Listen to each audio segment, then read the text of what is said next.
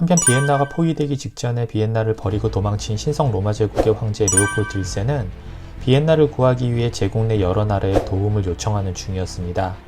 근데 좀 이상하죠? 제국의 황제가 이렇게 급한 시국에 제국 내 여러 나라들의 도움을 요청한다? 보통 이럴 땐 출정 명령을 하지 않나요?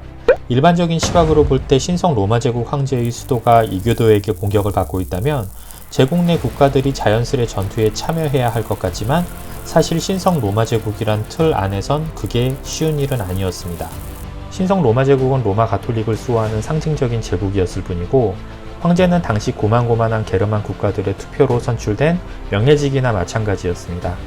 당시 오스트리아의 합스부르크 가문에서 황제 자리를 거의 독식할 수 있었던 이유도 당시 오스트리아가 게르만 국가 중 그나마 가장 큰 영토와 영향력을 갖고 있었기 때문이었습니다.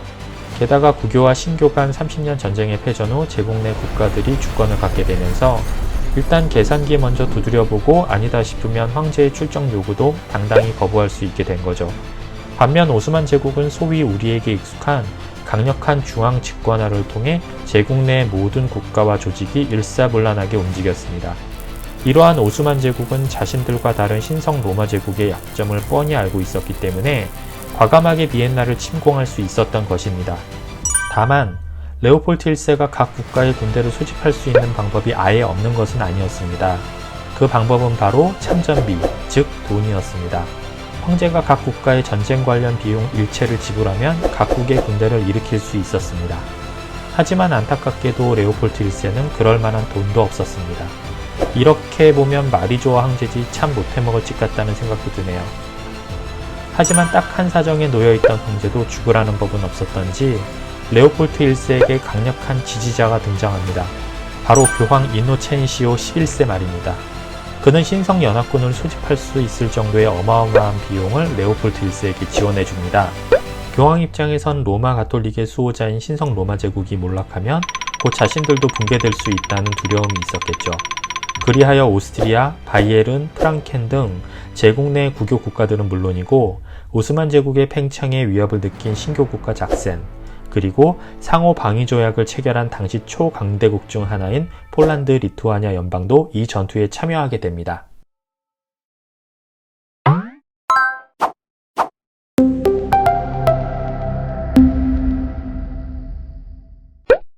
구독과 좋아요, 알람 설정해 주시고 영상 시청해 주시면 감사하겠습니다.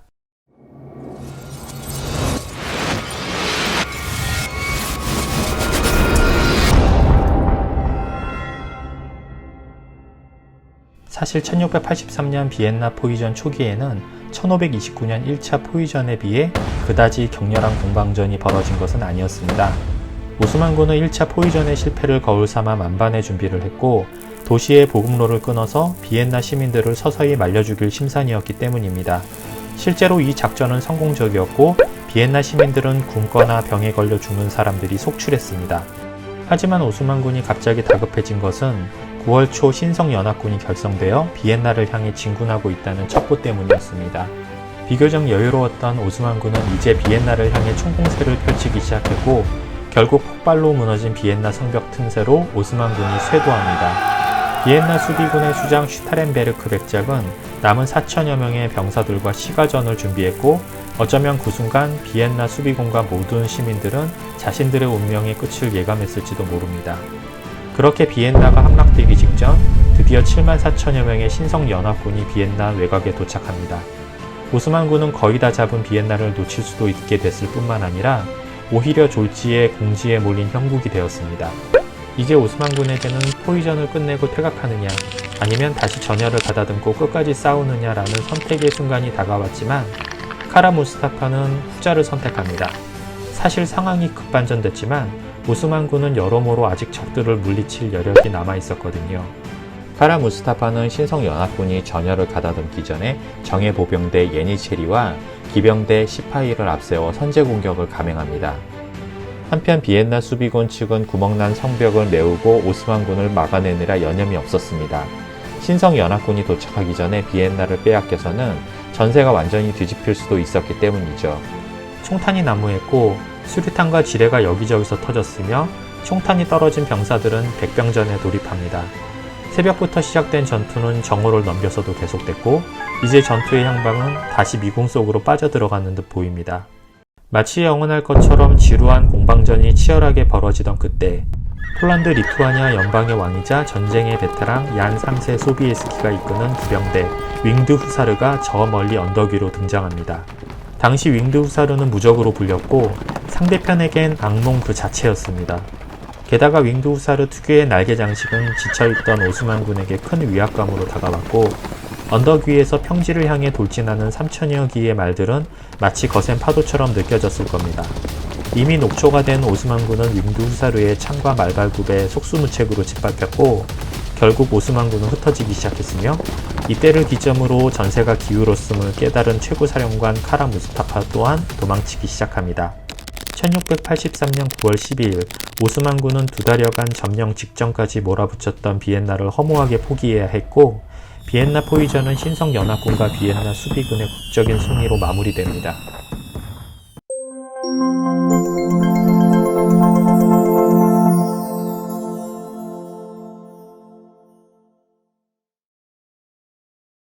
사실 비엔나 포위전 영상을 제작하게 된 배경은 개인적으로 방문했던 비엔나의 특정 호텔 때문이었습니다. 직업의 특성상 주요 호텔의 컨디션을 살피는 게 굉장히 중요하거든요. 참고로 비엔나는 오랜 역사를 자랑하는 도시답게 자신들만의 특별한 역사를 갖고 있는 호텔들이 많습니다. 보시는 건물은 팔레 코브루크라는 호텔인데요. 호텔 견학을 위해 만난 매니저는 다른 호텔들과 달리 먼저 로비와 연결된 지하로 저를 안내했습니다. 호텔 매니저를 통해 이 호텔이 과거 비엔나 성벽 위에 세워진 성이었고 그 성 아래엔 성벽의 일부와 1683년 비엔나 포위전 당시의 땅굴 일부가 보존되어 있다는 사실을 알게 되었습니다. 과거 그들을 지켜주었던 성벽과 땅굴의 일부는 이제 한 호텔의 와인 저장고이자 특별한 이벤트 장소가 되어 관광객을 맞이하고 있었습니다. 비엔나 포위전이 남긴 또 다른 문화유산은 우리에게 소위 비엔나 커피라 불리는 아인슈페너입니다. 1683년 비엔나 포위전 이전의 커피는 이슬람 세계에서 널리 유행하던 음료였습니다. 당시 커피가 오스만 제국에 얼마나 보편화되어 있었던지 오스만군은 전쟁 물자로 커피 원두를 가져다 마실 정도였지만 당시 유럽 입장에서 커피 원두는 비싸고 귀한 물건이었습니다. 근데 갑작스런 후퇴로 전쟁 물자를 미처 챙기지 못한 오스만군 진영에서 많은 양의 커피 원두가 쏟아져 나왔고 이는 비엔나 사람들이 커피를 손쉽게 접하는 계기가 되었습니다. 이후 흔들리는 마차에서 안전하게 커피를 마셔야 했던 마부들의 필요에 의해 커피 위에 휘핑크림이 얹어졌고 이때부터 아인슈페너, 즉 비엔나 커피는 비엔나뿐만 아니라 오스트리아를 대표하는 커피가 되었습니다. 참고로 아인슈페너는 우리말로 말 한마리라는 뜻입니다.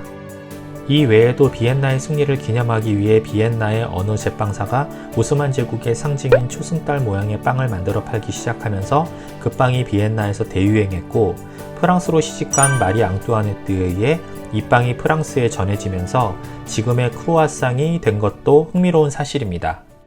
이외에도 흥미로운 이야기가 여럿 있지만 마지막으로 오스만군과 비엔나 수비군의 처절한 전투와 윙드 후사르의 극적인 등장이 영화 반지의 제왕 2편 두 개의 탑의 마지막 전투씬의 모티브가 됐다고 합니다. 난공불락의 요새인 헬름 협곡을 압도적인 군사력으로 포위한 사로만군과 이를 지키려는 노안군의 전투 장면, 방어선을 뚫기 위해 사로만군이 성벽을 폭파하는 장면, 그리고 헬름 협곡이 함락되기 직전 언덕 위에 나타난 노안 기병에 의해 사로만군이 대패하는 장면 등이 비엔나 포위전의 그것과 매우 흡사합니다. 다음 내용이 기대되신다면 구독, 좋아요, 알람 설정, 그리고 댓글 부탁드립니다. 감사합니다.